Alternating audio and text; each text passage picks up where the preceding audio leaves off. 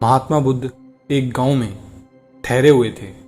वह प्रतिदिन शाम को वहां पर सत्संग करते थे।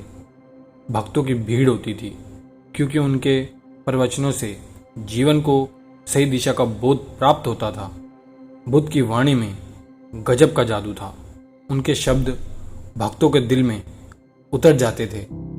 एक युवक प्रतिदिन बुद्ध का प्रवचन सुनता था। एक दिन जब प्रवचन समाप्त हो गया तो वह बुद्ध के पास गया और बोला, महाराज, मैं काफ़ी दिनों से आपके प्रवचन सुन रहा हूँ, किंतु यहाँ से जाने के बाद मैं अपने गृहस्थ जीवन में वैसा सदाचरण नहीं कर पाता जैसा यहाँ से सुनकर जाता हूँ। इससे सत्संग के महत्व पर शंका भी होने लगती है।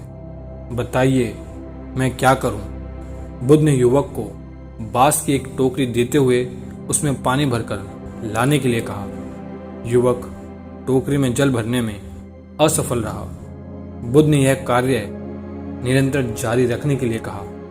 युवक प्रतिदिन टोकरी में जल भरने का प्रयास करता, किंतु सफल नहीं हो पाता। कुछ दिनों बाद बुद्ध ने उससे पूछा, इतने दिनों से टोकरी में लगातार जल डालने से क्या टोकरी में कोई फर्क नजर आया? युवक बोला, एक फर्क जरूर नजर आया है।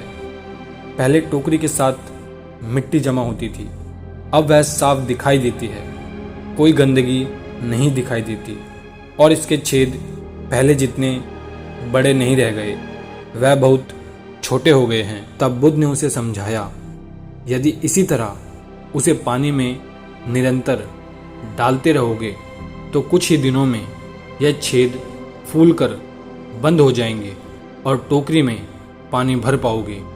इसी प्रकार जो निरंतर सत्संग करते हैं उनका मन एक दिन अवश्य ही निर्मल हो जाता है। अवगुणों के छिद्र भरने लगते हैं और गुणों का जल भरने लगता है। युवक ने बुद्ध से अपनी समस्या का समाधान पा लिया।